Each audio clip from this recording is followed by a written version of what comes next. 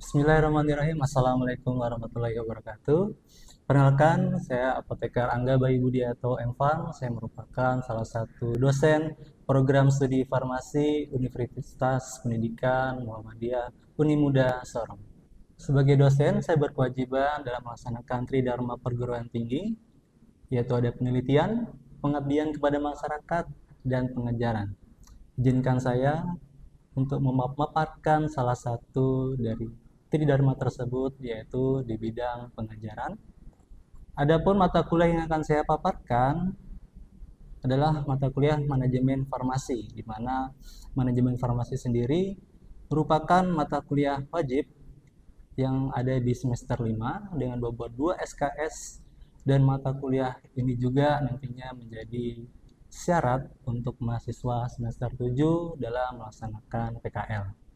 Adapun capaian pembelajaran yang dibebankan pada mata kuliah manajemen farmasi, yang pertama adalah capaian pembelajaran prodi, menguasai konsep teoritis ilmu-ilmu dasar yang menjadi landasan penguasaan ilmu kefarmasian dan aplikasi secara terintegritas.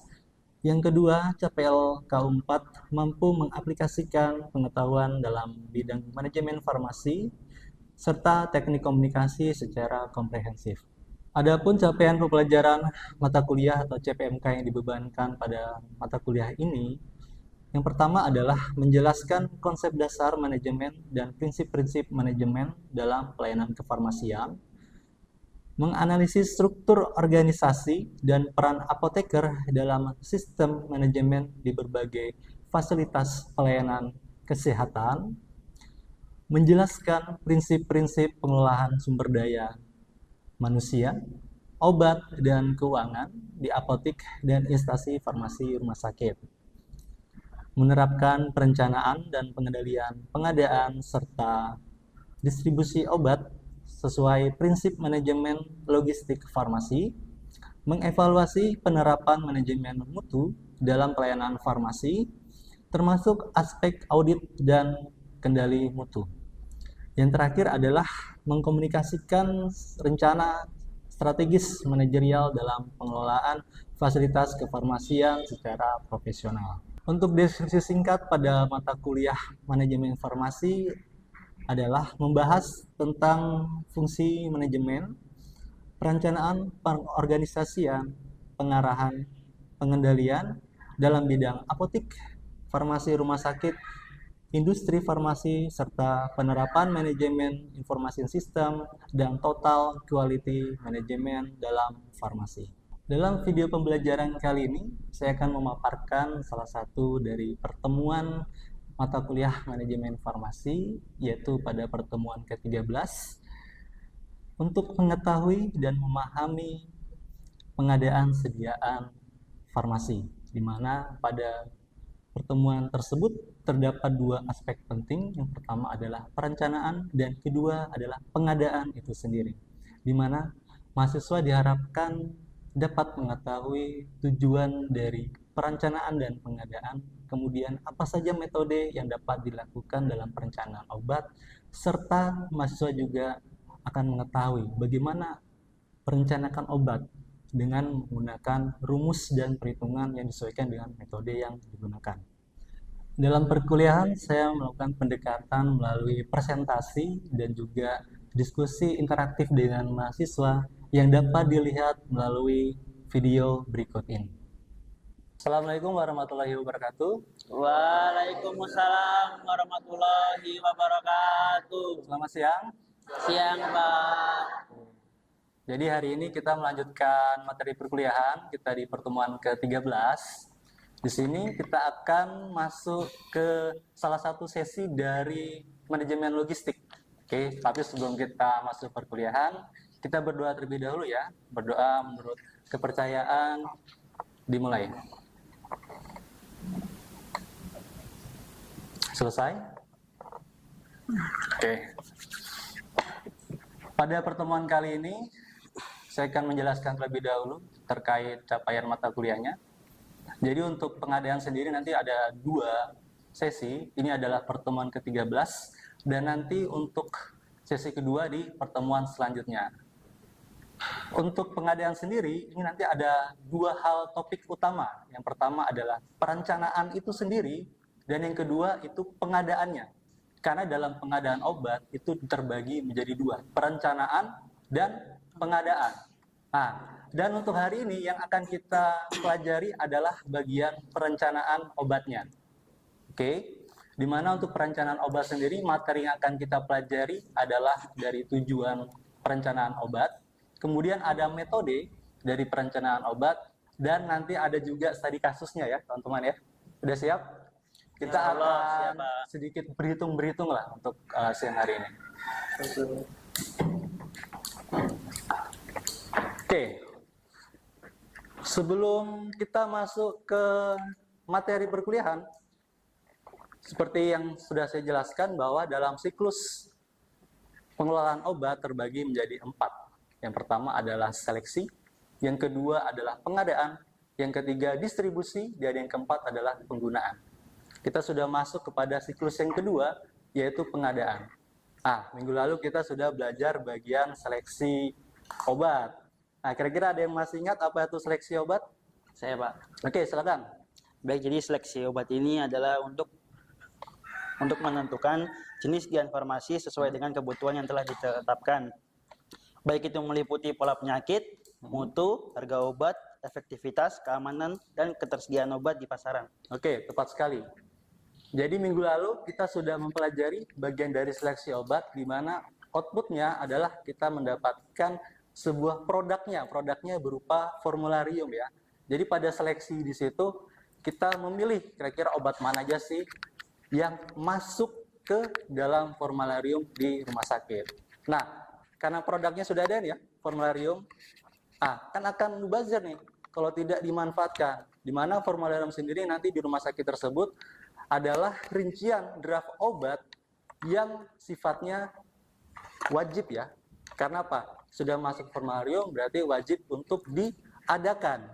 Nah, untuk itu kita masuk ke bagian procurement atau pengadaan obat. Oke, pada pengadaan obat, pada poin pertama adalah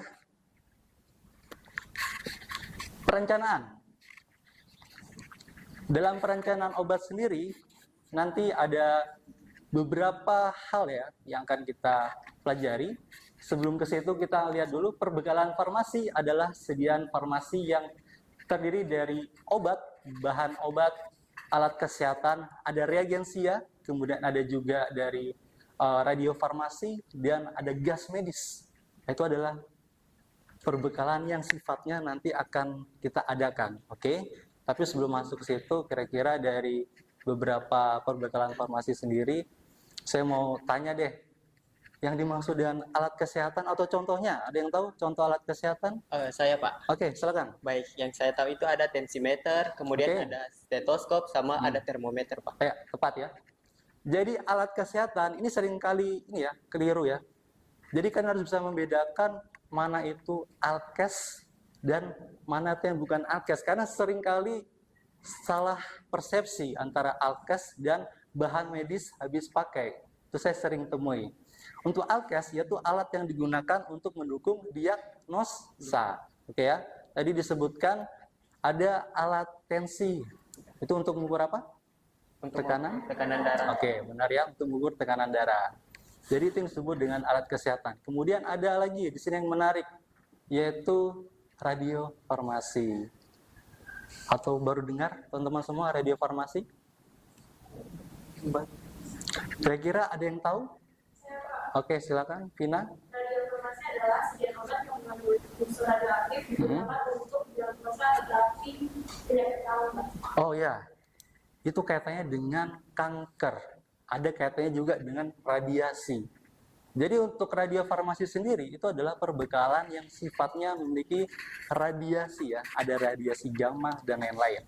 Kemudian untuk penerapannya sendiri di rumah sakit, ini tidak sembarangan ya. Kalau untuk bagian radiofarmasi, itu ada namanya handling sitotastika. Itu memang ada dari staf khusus dari bagian kefarmasian yang dia handling untuk bahan-bahan yang bersifat radiasi. Ini juga akan dipesan nih, diadakan di rumah sakit. Oke. Kemudian kita lanjut.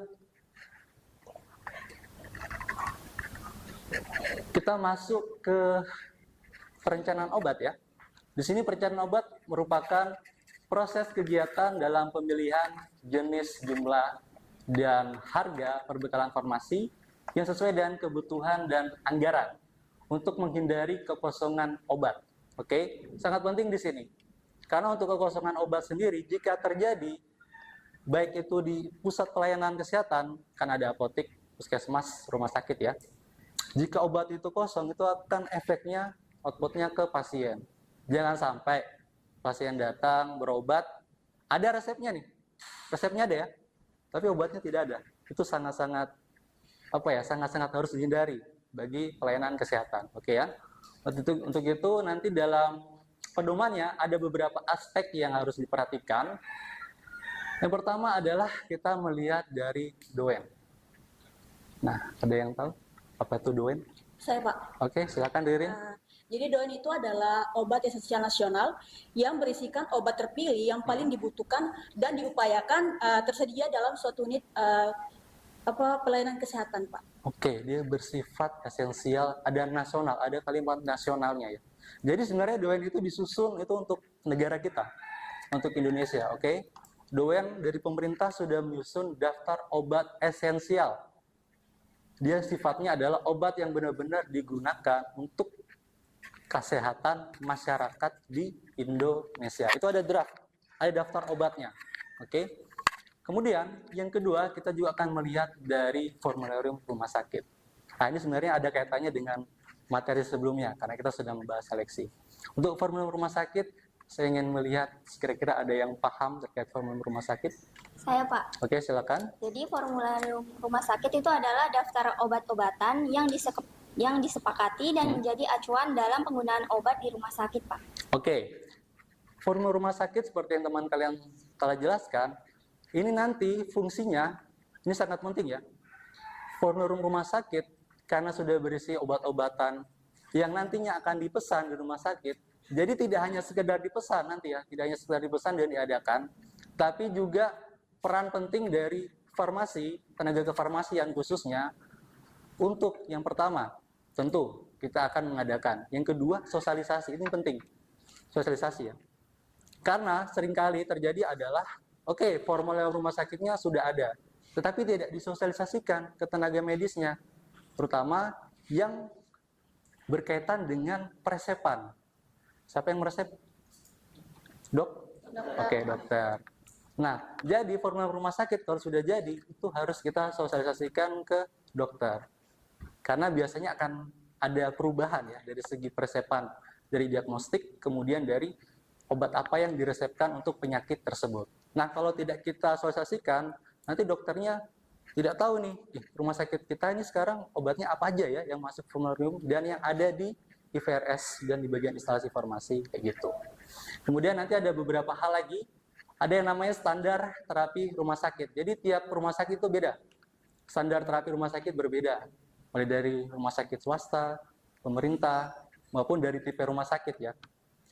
Dan juga dari segi biologis, misal rumah sakit yang berada di kota, rumah sakit yang berada di desa, itu juga beda standar terapinya.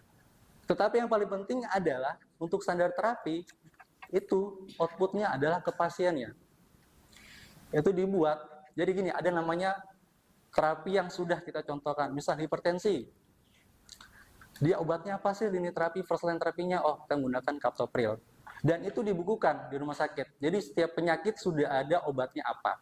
Tapi nanti disesuaikan juga dengan formulariumnya. Jadi ada kesinambungan. Jadi dokternya paham untuk terapi penyakitnya dan disesuaikan juga dengan formularium yang sudah ada. Jadi ada kesesuaian ya di situ. Kemudian ada data catatan medis, itu nanti berdasarkan dari data pasien. Kemudian ada anggaran yang tersedia. Ini yang agak perlu sedikit intensi di situ. Karena untuk anggaran sendiri akan beda-beda ya. Kalau rumah sakit mungkin bukan anggaran yang lebih besar, untuk itu pengadaannya akan lebih banyak juga ketimbang di apotek. Mungkin di apotek kita hanya sekian juta, tapi kalau kita berbicara rumah sakit itu sudah hitungan miliaran. Oke. Nah, itu juga nanti menariknya akan saya ajarkan bagaimana cara perhitungan pengadaan obat. Karena kita tidak asal ya, misal saya mau pesan paracetamol 100 box untuk bulan depan. Nggak bisa begitu. Oke, karena itu ada perhitungannya. Jangan sampai kurang atau jangan sampai lebih. Kalau lebih pun itu akan membebankan pada penyimpanannya. Kalau kurang akan berbahaya bagi keberlanjutannya ya, karena pasiennya nggak akan dapat obatnya. Oke, ada beberapa poin lainnya. Lainnya adalah penetapan prioritas, kemudian ada siklus penyakit yang akan berubah-ubah. Kadang terutama untuk penyakit infeksius, tergantung musimnya juga. Kemudian ada sisa persediaan, itu kita melihat dari data obat yang ada di tempat. Nanti ada dua, satu di bagian apotek pelayanan, yang kedua ada di bagian gudang. Itu semua ada data obat yang tersisa di situ. Kemudian ada terakhir adalah data pemakaian periode yang lalu. Ini nanti juga akan digunakan dalam salah satu dari metode perencanaan obat. Kalau untuk data penggunaan periode lalu itu nanti harus ada kesesuaian ya. Jadi pentingnya namanya kartu stok. Jadi obat itu dicatat terus. Biasanya yang kelalaian ya, saya bilang kelalaian itu adalah di saat obat itu keluar masuk terus tapi tidak dicatat. Nanti kita akan bingung gitu kalau obat tidak dicatat. Di apotek rumah sakit rawat jalan kita nggak tahu obatnya sisa berapa. Di gudang kita tidak tahu obatnya sisa berapa. Sehingga akan mempersulit untuk kita merencanakan pengadaan obat tersebut. Oke.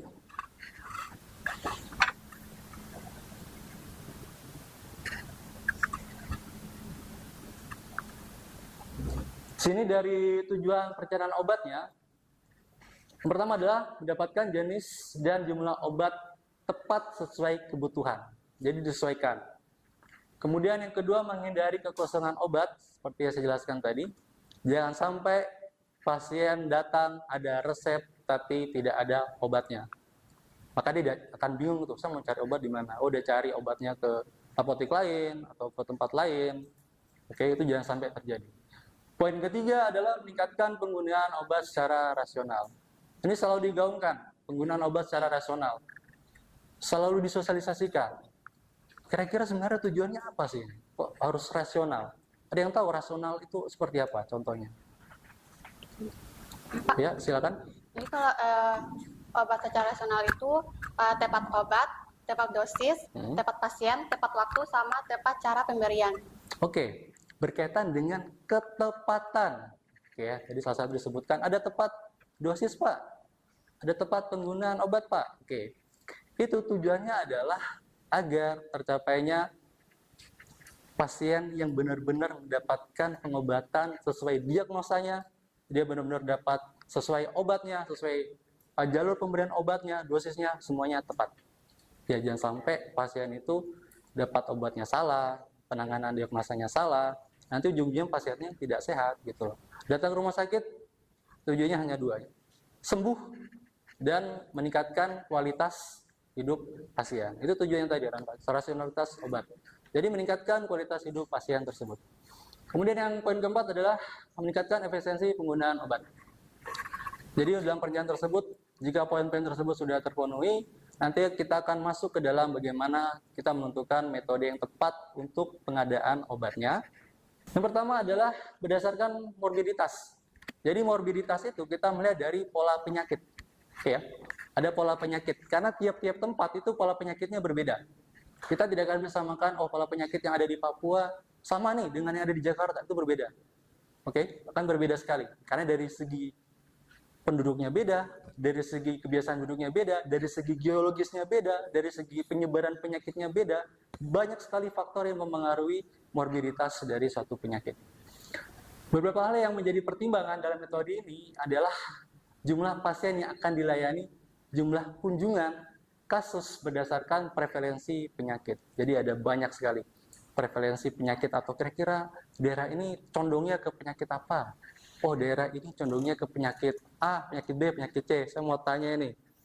Sekarang kita berada di Sorong, di Papua. Kira-kira penyakit apa yang morbiditasnya tinggi? Malaria. Ada apa ya? Hipertensi, ada HIV. Oke. Ada tadi malaria sampai sekarang ya. Sampai sekarang kita masih endemik malaria. Dan itu juga akan menjadi tujuan untuk agar Papua bebas dari malaria. Ada tadi bilang, oh HIV Pak. Saat ini juga yang dulunya kita berada di wilayah timur itu angka HIV itu rendah, sekarang trennya menaik. Oke, itu juga akan menjadi concern begitu teman semua sebagai calon tenaga kefarmasian nanti, bagaimana mengedukasi saat kalian berada di lingkungan masyarakat. Oke, penyakit lain untuk kronis, diabetes, hipertensi juga datanya meningkat. Itulah morbiditas. Ada pola penyakit tertentu, ada pasiennya. Itu yang nanti akan dihubungkan dalam metode morbiditas. Caranya yang pertama adalah menetapkan poin morbiditas penyakit berdasarkan kelompok umur penyakit. Jadi dari pola penyakit tersebut nanti disesuaikan dengan usia. Ada dewasa, kira-kira berapa sih usia dewasa yang menderita penyakit malaria di Papua, atau usia dewasa yang mengalami penyakit HIV/AIDS di wilayah Papua, seperti itu. Kemudian menyiapkan data populasi penduduk, oke? Karena ada korelasinya nanti. Karena untuk rumah sakit itu dia akan menjadi wadah pelayanan bagi masyarakat sekitarnya. Misal kita berada di wilayah Sorong, dan ada suatu rumah sakit, itu adalah tempat pelayanan bagi seluruh warga yang ada di sekitar rumah sakit yang ada di Sorong. Oke. Selanjutnya ada menyediakan data masing-masing penyakit, menghitung frekuensi kejadian masing-masing penyakit, menghitung jenis jumlah dosis frekuensi, menghitung jumlah yang harus diadakan untuk anggaran yang akan datang. Karena ini berkaitan dengan anggaran, jadi tidak boleh sampai salah dalam perhitungannya. Adapun keunggulannya yang pertama adalah perkiraan kebutuhan mendekati kebenaran. Yang poin kedua, standar pengobatan mendukung usaha memperbaiki pola penggunaan obat. Memang perkiraannya mendekati kebenaran karena berdasarkan data pendekatan antara populasi dan juga prevalensi dari pola penyakit. Itu dihubungkan memang sangat-sangat mendekati, tapi memang butuh proses ya. Untuk morbiditas pasti harus, kalau kita berbicara rumah sakit, yaitu rumah sakit yang memang dia sudah lama ya, sudah ada data rekam medis, pola pasiennya jelas, pengobatan diagnostisnya jelas. Oke. Adapun kelemahannya di sini adalah tadi waktu tenaga terampil yang menjadi tantangan. Yang kedua, data penyakit sulit diperoleh secara pasti. Yang ketiga, perlu pencatatan dan pelaporan. Oke. Dan itu ada kesinambungannya. Yang baik, pencatatan yang baik tidak hanya berdasarkan paper, kertas. Dan ini masih terjadi ya. Harus ada peralihan antara paper ke sistem komputer. Agar data tersebut benar-benar tersimpan. Jadi tidak hanya nanti kita mencari lagi berkas-berkas kertas gitu ya. Itu akan susah sekali.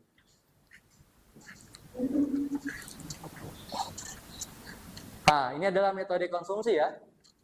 Yang membedakan nanti antara morbiditas dan konsumsi itu adalah pada konsumsi nanti kita bisa menghitung berdasarkan jumlah konsumsi dari bulan sebelumnya. Itu nanti ada rumus perhitungannya, di mana pada konsumsi sendiri itu nanti yang pertama kita butuhkan adalah pencatatan dan pelaporan kartu stok. Kira-kira ada yang tahu apa itu kartu stok? Kartu stok ada catatan yang berisi tentang pemasukan dan pengeluaran obat. Pemasukan dan pengeluaran obat. Ya, itu penting ya kartu stok. Karena nanti untuk kartu stoknya itu yang nanti akan menjadi modal utama ya. Dalam artian bukan modal uang ya, tapi modal utama untuk perhitungan dari metode konsumsinya. Kemudian yang kedua adalah pencatatan dan pelaporan beberapa fasilitas kesehatan dan hasil pertemuan beberapa tenaga medis. Adapun nanti akan saya berikan ini ya. Ada rumus perhitungan pada metode konsumsi. Di sini bisa teman-teman catat ya. Untuk rumus metode konsumsi sendiri, di sini ada CT, yaitu sebuah rencana kebutuhan yang nantinya akan diadakan untuk periode selanjutnya. Kemudian ada CA, yaitu konsumsi rata-rata per bulan. Kemudian ada T, yaitu lama kebutuhan bulan atau tahunnya. LT, lead time, waktu tunggu pengadaan. Jadi emang ada waktu tunggu pengadaan di mana kita nggak asal pesan obat itu datang. Itu ada waktunya, rentangnya. Misal kita pesan hari Senin ke PBF butuh waktu mungkin 4 hari, 5 hari sampai obat tersebut nyampe ke tempat kita, ke rumah sakit kita. Itu yang disebut dengan lead time. Kemudian ada SS atau safety stock. Safety stock itu adalah stok minimal yang memang menjadi apa ya? Bisa dibilang itu bukan cadangan, tapi dia harus ada. Karena untuk mengatasi kira-kira kalau ada 5 lead time atau 5 hari untuk obat itu datang, kita harus mengadakan atau mempersiapkan jangan sampai di 5 hari tersebut ada pasien tapi obatnya nggak ada. Itu adalah stok yang memang dijaga. Oke.